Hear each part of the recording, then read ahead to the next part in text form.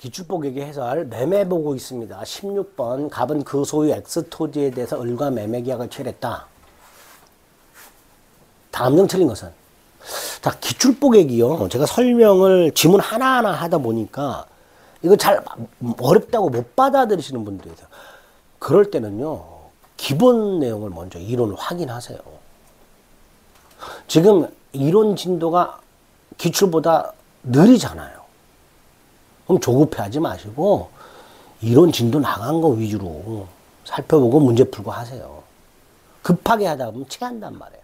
아시겠죠? 내가 기출 해설을 들었는데도 무슨 말인지 잘 못 알아듣겠다. 그럼 지금이라도 중단하시고 이론을 들으세요. 아시겠죠? 모르는 거 억지로 때려 넣는다 해서 다 머리에 들어가는 거 아닙니다. 기출은 기본 이론 과정을 적어도 3번 이상 들으신 분들, 그리고 문제도 한번 풀어보신 분들 위주로 설명드리는 거예요. 그렇잖아요. 기출하면서 기본 이론 설명을 쫙 드릴 수는 없잖아요. 그럼 뭐 이거 뭐 한 100시간도 더 걸리게. 그렇죠? 네, 그러니까 여러분들이 듣기 버거우신 분들은 기본 이론 과정을 다시 한번 낱낱이 훑고 나서 들어주시길 부탁드리겠습니다. 자, 갑은 그 소유 땅에 대해서 을과 계약을 했어요. 1. 인도되지 않았어요. 대금도 완지 안 됐어요.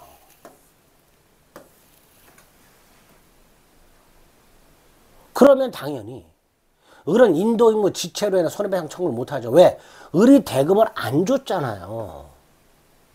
그럼 갑이 땅을 안 넘겨주는 건 지체가 아니잖아. 그죠? 을이 갑에게 대금을 주는데 인도 안 해. 그럼 지체잖아요. 근데 을이 돈을 안 주고 있어. 그럼 갑이 안 넘겨주겠죠. 그럼 지체가 아니잖아요. 그죠? 자, 을이 대금 지급을 거절할 정당한 사유가 있어. 동시한명권처럼. 자, 인도를 먼저 하고 돈은 나중에 받기로 했어. 그럼 당연히 그 이자는 지급할 의무가 없죠. 자, 땅은 1월 10일 날 넘겨받고 대금은 20일 날 주기로 했어. 그럼 땅을 인도 받을 때 돈은 20일 날 줄게 할 수 있잖아요. 그럼 당연히 인도 받은 날부터 이자를 지급할 필요는 없죠. 인도 받으면서 대금을 줘야 되는 경우에는 인도를 받을 때 대금을 못 줬다면 인도 받은 날부터 이자를 지급해야 되지만 먼저 인도 받고 나중에 대금을 지급하기로 했다면 인도 받을 때 대금 지급을 거절할 정당한 사유가 있잖아요. 대금을 20일 날 주기로 했잖냐. 그럼 당연히 이때는 대금의 이자를 지급할 의무가 없겠죠. 3번 X토지가 인도되지 않았어요. 을이 대금을 안 주고 있어요. 갑은 잔대금의 이자 상당의 손해배상 청구를 못하죠. 인도 안 되고 있으니까. 그죠? 4번 X토지 인도하지 못한 을 소유권 이전 등을 격려받았다. 소유권 취득합니다. 하지만 인도를 못 받았지요. 대금도 완지 안 했죠. 등기가 문제가 아니야. 인도가 문제예요. 아직 인도 받지를 않았고 그 다음에 대금도 다 안 줬어요.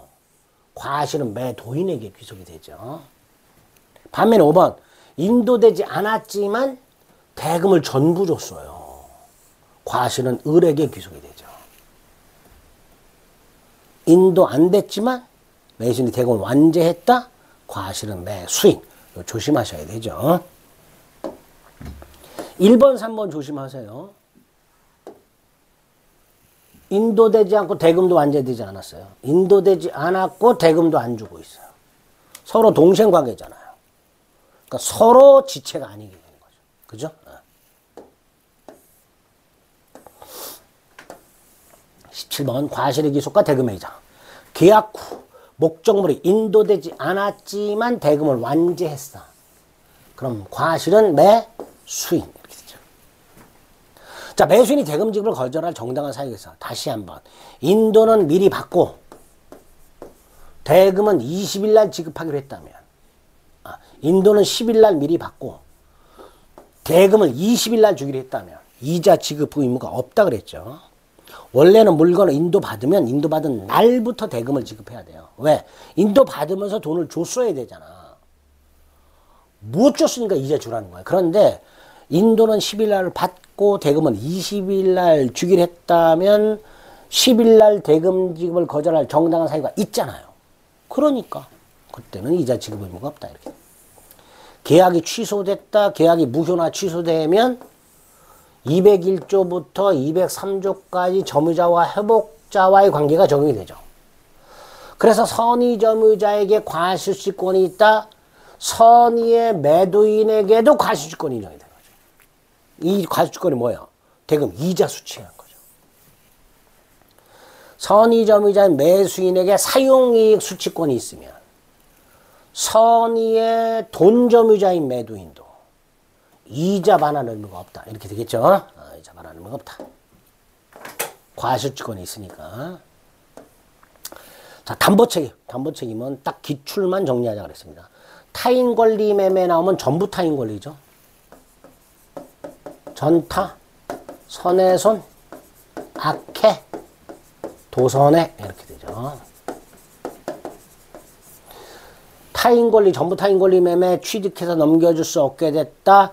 악의 매수인 뭐 할 수 있다? 해지할 수 있죠. 악해, 해지할 수 있다. 2번 저당권이 설정된 부동산 매수인이 저당권 행사로 소유권을 취득할 수 없게 되었다. 저당권이 실행됐다. 매수인은 선악 묻지 않고 출제 상환 청구권, 계약 해제권, 손해배상 청구권을 행사할 수 있다. 저당, 출회, 손. 매수인은 선악을 묻지 않고 계약 해제권, 손해배상 청구권을 행사할 수 있죠. 2번이 옳은 질문이네요. 3번 권리 전부가 타인에게 속합니다. 손해배상해야 되는데요. 그때 손해배상은 당연히 이행이익배상이죠. 실뢰이익이 아니라. 계약이 무효일 때 이행이익배상이고요.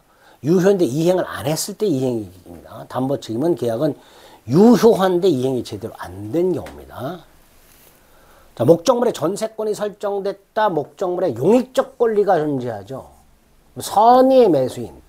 해제 손해배상 청구할 수 있는데 해제는 계약 목적을 달성할 수 없는 경우에 하나야죠. 근데 계약 목적 달성 여부와 관계없이 선의 해제할 수 있다. 틀렸죠. 계약의 목적을 달성할 수 없는 경우에 한하여 해제할 수 있습니다. 자, 일부 타인 권리 1타, 대감, 선악불문하고 대금감액 청구할 수 있고요. 선해손, 선이라면 해제 손해배상도 청구할 수 있죠. 자, 이때 대금감액을 청구할 수 있는 악의 매수인은 계약을 한 날부터 1년이고요.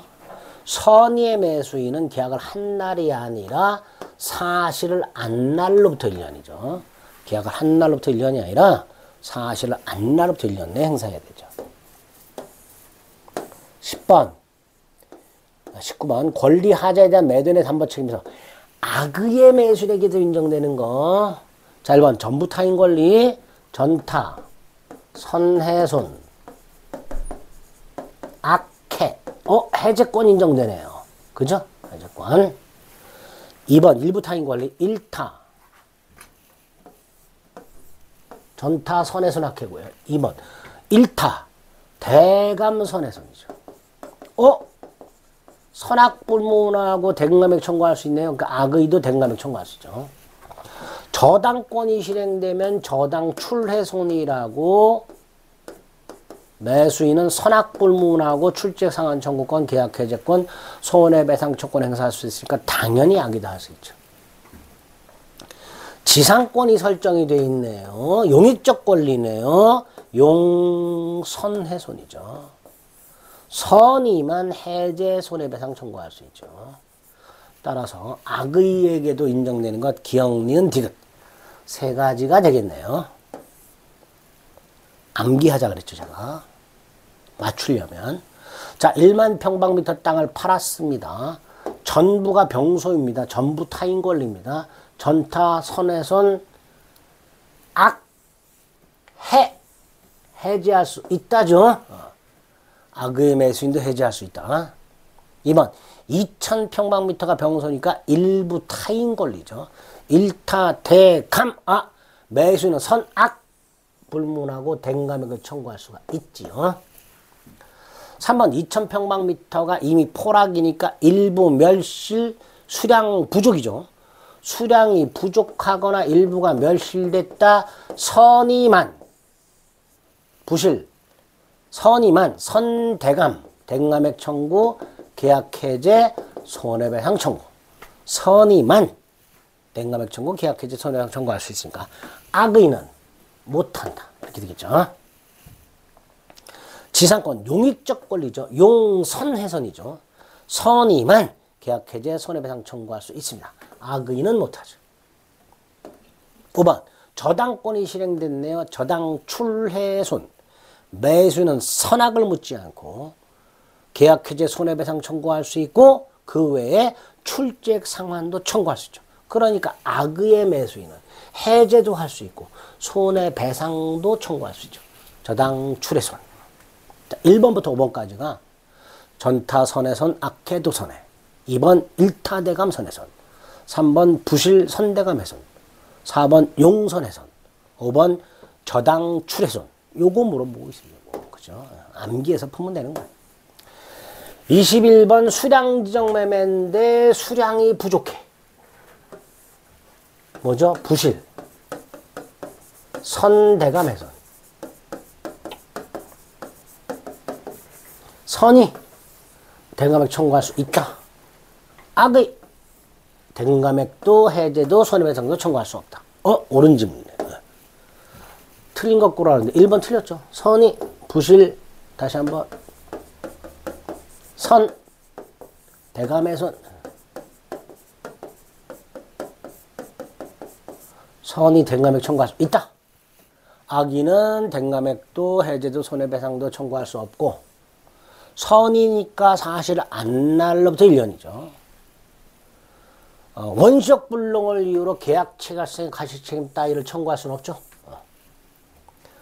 5번 잔존분만이라면 매수하지 않았을 것이다. 전부 해제할 수 있죠. 선의만. 수량부족 일부멸실. 22번 역시 수량부족 일부멸실이죠. 수량 지정매매란 수량이나 면적을 주목하여 주안, 주목. 대금도 수량을 기준으로 정하는 거예요. 아파트 매매같이. 악의는 못하죠. 선대감훼손이니까. 3번 선이라면 대금감액 청구할 수 있죠. 계약을 해제할 수도 있죠. 선이니까 사실을 안 날로부터 1년 내에 담보 책임을 행사할 수 있죠. 23번 하자담보 책임이란 물건의 하자담보 책임을 주로 하자담보 책임이라고 합니다. 건축을 하려고 땅을 샀는데 법적 제한이 있다. 물건의 하자입니다. 즉 목적물의 하자로 봅니다. 우리 대법원은. 물건의 하자 담보 책임은 6개월 내에 행사해야 됩니다. 당연히 제척기간이고요. 다만 그 손해배상은 따로 소멸시에 걸릴 수 있다라는 게 판례인데요. 3번은 우리 시험범위 바깥에 있는 거니까 크게 신경 안 써도 됩니다. 4번요. 매도인이요. 그 담보 책임을 면제하는 특약을 할 수가 있어요. 있는데 단 매도인이 하자가 있다는 걸 속였어. 이때는 아무리 면제 특약을 했다 하더라도 면제되지 않습니다. 5번 담보 책임은 무과실인데요. 당연히 다만 그 하자 발생과 손해가 확대됐는데 거기에 매수인이 잘못이 있어요. 그럼 당연히 손해배상의 범위를 정할 때 매수인의 그 잘못만큼은 참작을 해야죠. 그죠? 담보책임 자체는 매도인의 무과실 책임이야. 담보책임이 성립했어. 근데 손해배상을 계산할 때는 매수인의 잘못이 있으면 그만큼은 까야죠. 그죠? 5번이 틀린 질문이 됩니다. 24번 불특정물이라고 되어 있죠. 종류물이라고도 합니다. 예를 들어서 자동차를 샀는데 물리적 하자가 있단 말이죠. 그럼 매수인은 선이 무과실인 경우에 하나요. 계약해제. 손해배상 청구할 수 있고 뭐도 할 수 있어요. 쌩쌩한 물건 내놔라. 완전 물급부도 청구할 수 있죠. 특정물은 해제 손해배상 청구권만 인정이 되고 불특정물은 해제 손해배상 청구권 외에 완전 물급부 청구권까지 인정이 되죠. 대금감액 청구권은 어디서 인정되는 거예요? 일부 타인 권리하고 수량 부족 일부 멸실에서 인정되는 거죠. 그래서 기억, 니은, 리을 세 가지가 인정이 되는 거예요. 25번 을 명의로 가등기가 된 갑소유 건물에 대해서 병이 경매를 시정했습니다. 갑소유 건물에 병이 경매를 시정했어요. 경매 절차에서 매각대금을 완납한 정 명의로 등기가 됐고 병에게 배당이 됐습니다. 자, 경마를 받았죠, 정은. 근데 건물 자체 하자가 있어요. 물건의 하자죠. 담보책임 물을 수가 없습니다. 두 번째, 경매 자체가 무효라면 담보책임 인정되지 않습니다. 담보책임은요, 매매나 경매가 유효할 때 발생하는 게 담보책임입니다. 따라서 매매나 경매 자체가 무효라면 부당이득 반환의 문제가 생길 뿐 담보책임은 적용되지 않습니다. 1번 옳은 질문이고 2번 틀린 질문이 되겠죠. 3번 경매가 무효입니다. 아, 무효니까 부당이득 반환 청구는 가능해지는 거죠. 4번 정의 소유권을 취득한 후에 을이 가등기에 기초한 본등기를 해버렸다. 그럼 가등기에 한 본등기를 통해 소유권을 상실했으니까 요때 저당 출해손이 적용이 돼요. 담보책임. 저당권 실행과 마찬가지로 청권순위 보전 가등기엔 본등기가 됨으로써 정의 소유권을 상실했다면 마치 저당권 실행을 통해서 소유권 상실한 것 똑같으니까 정은 계약 해제 손해배상 청구할 수 있습니다. 자, 여기서 이 손해배상 정의 소유권을 취득한 후에 을이 가등기에 기한 본등기를 마쳤을 때 정, 자력이 없다. 갑이 자력이 없다. 그럼 2차적으로 누구한테? 배당받은 채권자에게. 갑은 일단 첫째 채무자에게 담보책임을 추구하되 채무자가 자력이 없다면 배당을 받은 채권자에게 청구할 수도 있다. 2차적으로. 이런 것들이 문제가 됩니다. 굉장히 어렵죠. 이거는. 담보책임 문제 중에서 대단히 어려운 문제였습니다. 또 이렇게 나오기 좀 어렵습니다. 25번은. 환매. 매매계약과 동시에 환매특약을 해서 매도인이 환매권이 있을 때 일정한 기간 내에 목적물을 일방적으로 되사오는 게 환매죠. 자, 매매계약과 동시에 환매특약을 해요. 그러니까 매매등기, 이전 등기와 동시에 환매권도 등기하겠죠. 이렇게 등기를 해야 제3자에게 대응할 수 있습니다. 환매권 등기해야 제3자에게 대응할 수 있습니다. 환매특약 자체를 매매계약과 동시에 해야 되고요. 부동산 환매 기간 5년 넘지 못하고 동산 환매 기간 3년 넘지 못하고 넘으면 단축합니다. 그러니까 부동산 환매 기간을 7년으로 정했어. 5년으로 단축하겠죠. 자, 4번은 키워드로 기억합니다. 환매권 행사. 이런 말 나오면 법정상권 안 돼. 환매권 행사. 환지처분 환매권 행사. 이렇게 나오면 법정상권 안 돼. 환매대금은요, 당사자가 약정할 수 있습니다. 약정이 없으면 매매대금 더하기 매매비용. 매매대금 더하기 매수인이 부담한 매매비용. 이게 환매대금이 됩니다. 27번 환매권. 재산권입니다. 양도할 수 있고 상속할 수 있고 대리 행사할 수 있고 대위 행사할 수 있습니다. 틀린 질문입니다. 일신전속 아닙니다. 그 사람만 행사하는 권리 아닙니다. 양도할 수 있고 상속할 수 있습니다. 환매특약은 매매계약과 동시에 합니다. 매매계약의 종된 계약입니다. 따라서 매매계약이 실효가 되면 환매특약도 실효가 됩니다. 3번 중요합니다. 한 번 정한 환매기간은 절대로 연장 불가합니다. 환매특약 등기 어떻게 돼요? 매수인의 권리취득 등기가 뭐예요? 소유권 등기. 매수인 이름으로 소유권 등기하고 그 밑에 부기 등기로 환매권 등기합니다. 환매특약은 반드시 매매계약과 동시에 해야 됩니다. 반드시. 28번 환매특약을 했다. 매매등기와 환매특약 등기가 격려되어 있을 때 부동산 매수인은 그로부터 다시 매수한 제3자에 대해서 환매특약이 등기되어 있음을 이유로 이전 등기 절차를 거절할 수 있는가. 문장이 좀 어려워요. 자, 갑을이 매매를 하고 동시에 환매특약을 합니다. 을에게 소유권 등기를 넘겨줍니다. 갑의 이름으로 환매권 등기합니다. 그 상태에서 을병이 매매를 합니다. 병이 을에게 이전 등기를 청구합니다. 그랬더니 을이 환매권이 등기돼 있어서 등기를 못해줘 라고 할 수 있느냐? 못한다라는 거예요. 환매권이 등기돼 있다 하더라도요. 처분 금지효는 없어요. 그래서 1번 을의 소유권 등기와 갑의 환매권 등기가 되어 있을 때 그걸 병에게 팔았다. 그 병에게 을은 환매권이 등기되어 있으니 이전 등기 못해줘 라고 할 수가 없습니다. 등기 넘겨줘야 됩니다. 2번 한 번 정한 기간 절대로 연장 못한다 그랬죠. 3번 매도인이 환매기간에 환매의사를 표시해요. 그리고 나서 등기를 돌려받아야 돼요. 환매의사를 표시하고 플러스 등기를 돌려달라. 이전 등기 해야 됩니다. 그러니까 그 이전 등기하지 않는 한 권리취득을 주장할 수는 없습니다. 환매 의사를 표시하고 플러스 등기를 돌려받아야만 됩니다. 부정 환매 기간을 약정하지 않았으니 5년이고요. 환매 특약은 반드시 매매 계약과 동시에 해야 됩니다. 환매 의사 표시만 했다 해서 소유권이 당연히 복귀되는 거 아닙니다. 환매 의사를 표시하고 등기를 되찾아와야 됩니다. 29번 환매 특약은 매매 계약과 동시에 이루어져야 된다 그랬죠. 두 번째 매매 계약이 종된 계약이라 그랬습니다. 계약이 실효되면 환매 특약도 실효가 되죠.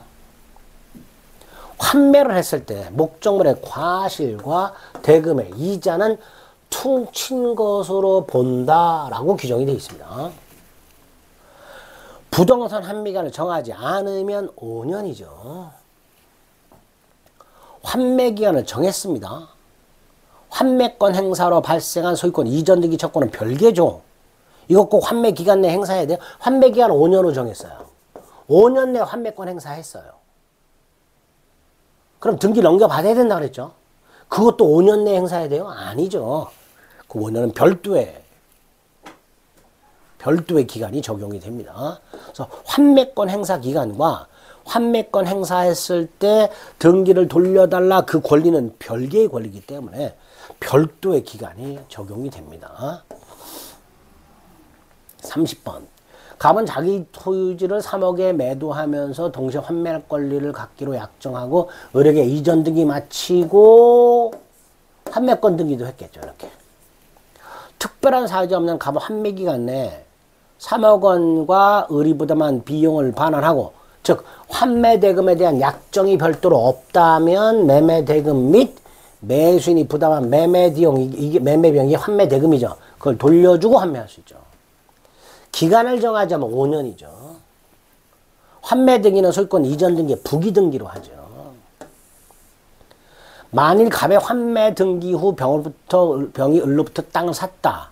을은 환매 등기가 되어 있음을 이로 병의 이전 등기 청구를 거절할 수가 없다 그랬죠. 등기 넘겨줘야 된다 그랬습니다. 그 다음에 소유자 을, 환매권자 갑 이 상태에서 저당권자 병. 근데 갑이 환매권 행사해. 그럼 이거 어떻게 돼? 소멸해야 되죠.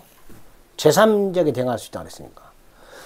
갑의 환매 등기 후 을에 대한 채권 담보 목적으로 저당권을 설정했는데 갑이 환매권 행사했다. 당연히 저당권을 소멸하게 됩니다.